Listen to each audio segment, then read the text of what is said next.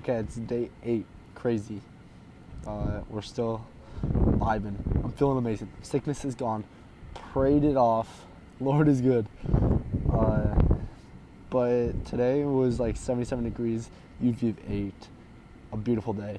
And just a little bit of heavy lifting today. And it was fun. It was fun to just let that out. But it was, I think, what I really have been thinking about today. At the very end, one of the guys here named Steve, he said, a lot of people come to friendships thinking they're going to work for friendships, but it's really friendships that works on them. And I got a flashlight going.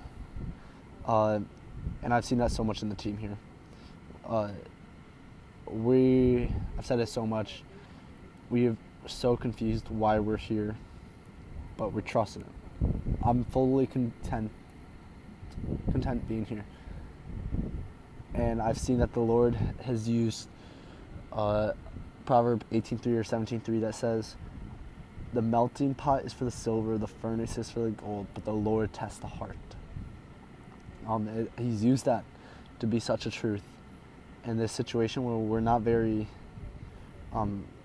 we're out of control, and where we gotta lay down our pride, our desires, our life. John 15:13. Greater love has no one than this, for a brother, for someone to lay down his life for a friend. It's like we're laying down our desires to be in a relational mission trip, to be here. Our life means like desires, wills, or whatever. We're laying that down to be here, and just like, I don't say that in a prideful way. I'm saying that like genuinely, like that's Jesus in us. But it's been so cool to be in such an uncomfortable position and just to be stretched out. Reveal the vulnerable spots of our heart. Reveal the parts where we're prideful in our heart, we're arrogant, and we really just need the Holy Spirit to work. He works well, and he's active. Yeah, I feel like that's been kind of a huge takeaway from this so far. Just this huge turn of events, and the Lord is just going. But it's also been cool to see the leadership of the guy, Shane. He genuinely cares about the condition of his flock. He doesn't just work and have us tag along and keep up.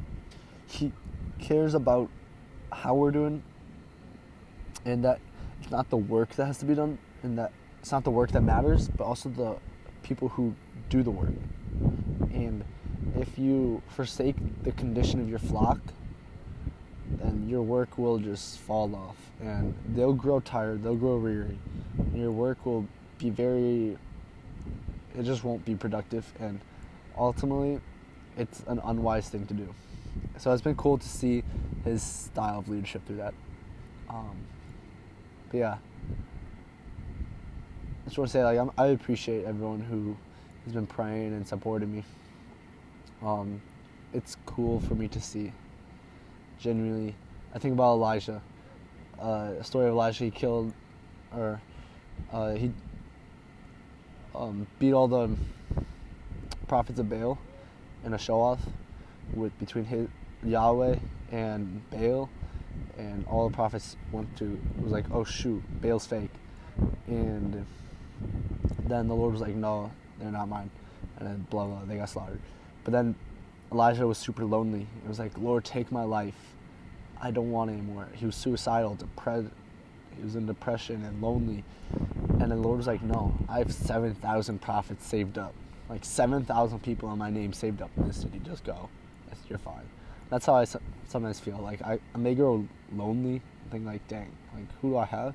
And then times like this come where like the Lord's like, no, Emerson, look at all these people who are texting you, like, prayed for you. I'm so happy that you're doing this. I'm so excited to see how the Lord is working through you and working what He's going to do in your life and where He's going to lead you. I'm like, wow, I'm not alone. The Lord has so many people here for me.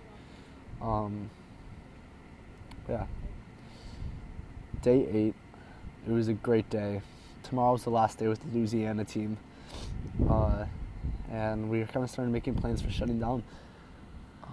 We're trying to make some plans for Saturday, maybe seeing the beach, going kayaking with gators, and then Sunday it's time to fly back.